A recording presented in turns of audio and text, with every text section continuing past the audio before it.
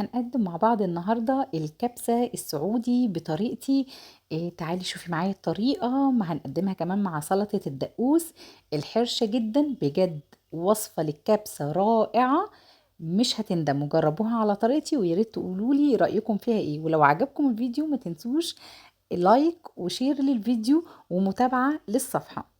بصوا هنقدمها بطريقة حلوة جدا جدا. شايفين اللحمة عاملة ازاي بجد دايبة، ولا سلطة الدقوس مش ممكن يا رب على الجمال. تحفة جدا. والرزاية برزتها. يلا نسمي الله ونصلي على الرسول عليه افضل الصلاة والسلام ونشوف طريقتنا ايه. اول حاجة في حلة كده معايا على النار، هنزل كده بمعلقة كبيرة من السمنة وشوية زيت عشان يفلفلوا معايا الرز. هنزل اول حاجة بالبهارات الصحيحة معانا.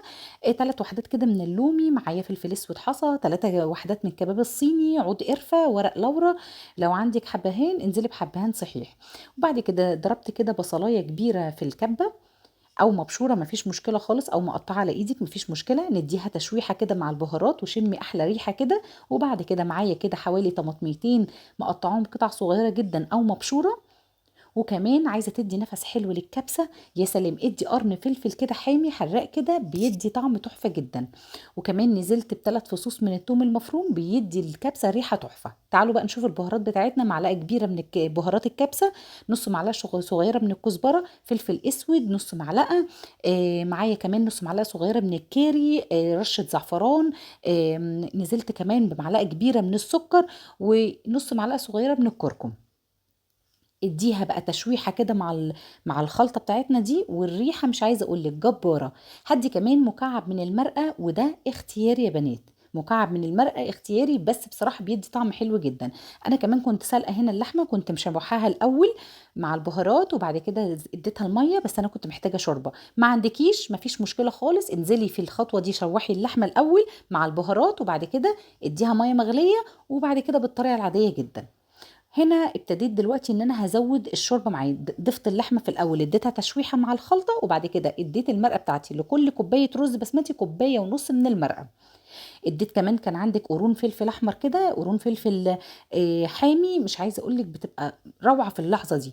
طبعا هنزل هنا في اللحظه دي بالرز معايا. وفي اللحظه دي انا معليه النار. اول ما الرز يبتدي يتشرب معاكي هنهدي النار ونحط له الشياطه. اول ما يهدي معاكي اهو ابتدى يتشرب، هبتدي اوطي النار واحط له الشياطه تحتيه. تعالوا بقى هنعمل كده محمص، يعني هحمر كده السوداني المحمص بتاعنا. المكسرات الكدابه بتاعتنا عندي كلوز، حمريه بنفس الطريقه ديت. نزلت بمعلقه كده من السمنه البلدي، وبعد كده ايدك بقى في السوداني عشان بيتحمر بسرعه جدا. عايزه اقول لك السوداني وهو متحمص بيبقى طعمه روعه في الكبسه، بيبقى طعمه حلو جدا. خلي بالك بقى هنا ايدك فيه علشان بيتحمر بسرعه جدا. اول ما يخلص معانا هتصفيه كده من الزيت في مصفى، وبعد كده تطلعيه كده على مناديل مطبخ بس بالشكل ده على ما الرز الكبسه تجهز معانا. تعالوا بقى نعمل سلطه الدقوس. معايا المكونات بتاعتي طماطم، فلفل، انا عامله كميه كبيره شويه. طماطم، فلفل رومي، فلفل حامي. معايا كمان حوالي 8 فصوص من الثوم المفروم.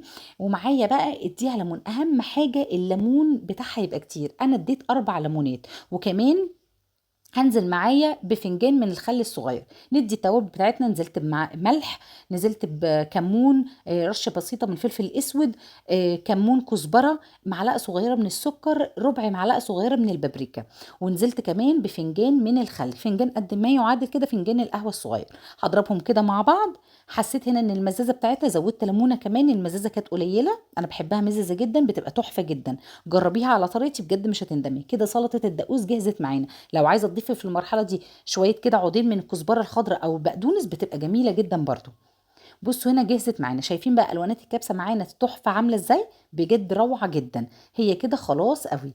اديتها كمان معلقه سمنه بلدي على الوش في الاخر بتبقى فظيعه. تغرفي بقى الطبق معاكي كده، وحطيت سلطه الدقوس بتاعي في النص. طلعي اللحمه على الوش، بصوا اللحمه طالعه متحمره منها فيها. بجد وصفه تحفه جدا. بصوا الرز مفلفل ازاي. نوع الرز البسمتي تجيبيه هندي اللي هو طويل الحبه. واللحمه تكون ملبسه. يا سلام لو لحمه ضاني او لحمه من الرقبه، انا استخدمها هنا لحمه من الرقبه بتبقى تحفه جدا مع الكبسه. اتمنى يكون الفيديو عجبكم. ما تنسونيش في اللايك والشير لو عجبكم الفيديو، ومتابعة الصفحة. وإن شاء الله أشوفكم في فيديو جديد ووصفة جديدة. كنتم مع ابتسام الجبالي. السلام عليكم.